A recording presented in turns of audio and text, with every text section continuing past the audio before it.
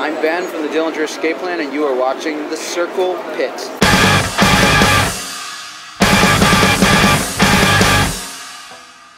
How could it all be? We've never been seen. Is there a plan B if your first escape plan doesn't work out? Yeah. Starbucks is hiring, I hear it, so. Well, there They you have go. great benefits. Stay caffeinated. Yes. What do you take before going on stage? A crap. Gotta be clear and empty. That's about it. That's about it. I don't do drugs or alcohol or anything like that, you know. But I try to be empty. I cleanse myself of all fluids and solids so that I don't make a mistake. Leave a trail of myself behind for the next band. Do you guys put a lot of practice into your stage show? No, we don't practice anything. In fact, I was just telling these guys I was hanging out, like, this tour is full of virtuosos.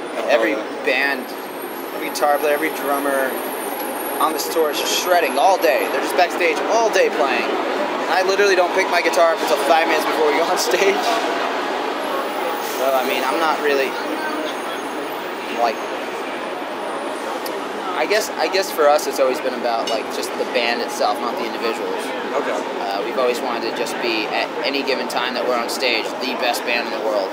Like, it's not like, we know we're not the best band in the world. You know, we're not the best players in the world. We know, you know, that's all, you know, subjective and objective to who's listening to it. But we want to make sure that when we are on stage, there's no other band on stage in the world at that same time that's better than us, you know. So it's more about getting in the zone to really perform and really play and really mean it and feel honest energy. And then we just have to be good enough players to be able to translate those ideas. Okay. All about the spur of the moment. Yeah, it's more about free expression for us than like premeditated. We want to make sure that that energy is being come across honestly on stage. That's the most important thing for us. So sometimes it's more about just taking half an hour to like be alone and clear my head and not be thinking about what's going on in my life and just get ready to go out there and do it. So what's the funniest thing that's happened to you on tour so far? The funniest thing that's happened? Yeah. Let's see. I tripped on stage and fell into the barricade, and the club said they're not going to pay us because I attacked the audience. Damn. And it's probably the first time I haven't attacked the audience. I actually just tripped and fell. And that was pretty humorous. You guys are known for your extreme stage presence. What's it like to play guitar hanging upside down? I don't know. I mean, it seems like for us, we like things to be unpredictable. And nowadays, with music being very predictable, easy to kind of see exactly what a band's going to do on YouTube. Or, you know, a lot of bands just play to like click tracks, and like, everything's so determined before that.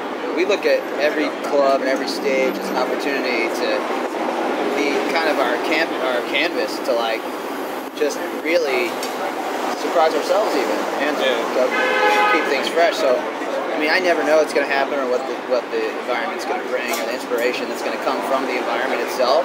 That's going to affect how the show turns out. So that's kind of like, you know, it's like art in itself. Yeah, I mean, we consider our stage show more than just presenting the crowd with our record. I mean, you guys just came out with the new album. That's right, yeah. So, what went into making that record? Pretty typical of a Dillinger record. We never have any real direction when we start, but it always starts to shape into something. And it's interesting to look back at records after we're done and see where our heads were at when we were making it, even though we don't really understand it as we're doing it. It seems pretty clear when we're listening back. Okay, I see this. I see where was going on, but we always start every record without any intention exactly of what we think it's going to be. We usually don't have concepts in mind or anything. We just start making music with the inspiration that came from maybe touring for a few years before, dealing with relationships, dealing with being away from home, dealing with, you know, all kinds of things that create the catalyst for making a piece of art afterwards. So do you have any favorite songs from the new record? I always really felt really good about the second track on the record, When I Lost My Bet, which we also have a video out for and stuff. That is one hell of a video, I must say. Yeah, we're really happy with the video, and it's one of those songs that immediately live translated and felt good without even having to get used to it. Like, immediately felt it when we played it live, and so that's always means that it's real. It's good. How's the response been to the new album? Really good. I mean, we've been around a while, so you never know when people are going to be kind of, you know, sick of us or whatever. But the truth is that we realize there's always more people coming in and learning about us and hearing about us. And it almost feels like every record we're a fresh new band, you know. Yeah. And that's really one of the things I'm proudest of with this band is that we still have that fire and energy of the band. Really. If you could collab with anyone, dead or alive, who would it be? Man, I've been lucky enough to collab with a lot of of my favorite musicians, whether it's been Mike Patton, or recently like Kim Thel from Soundgarden, or you know, one of my good friends Kimbra, who's like an Australian kind of pop artist. I mean, some of my favorite people I've been able to collab with, but I guess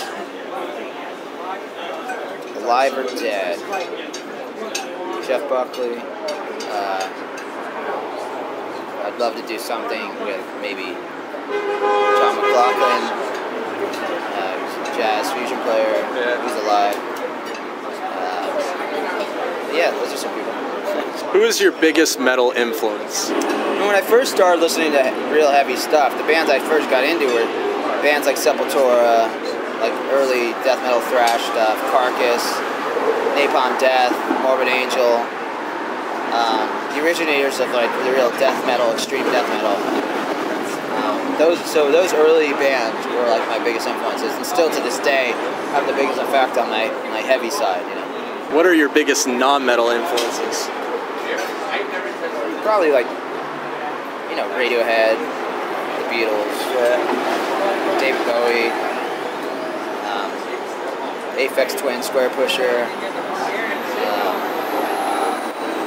Stuff like that. Where do you see yourself in 5 years? Probably sitting here with you, 5 years older. Doing an interview before. Just a little more ragged and whatnot. Yeah. I've been doing the same thing for so long. It's all I know. It's hard to remember life before Dillinger, honestly. Yeah, I can imagine. I never look forward. I just keep going day at a time. So I don't know where I'll be, but 5 years ago, I was doing Dillinger. 5 years before that, I was doing Dillinger. 5 years before that, I was doing Dillinger. And I've been doing this forever, you know, so. Well, I guess you aren't going anywhere anytime soon. It's hard to picture anything else at this point.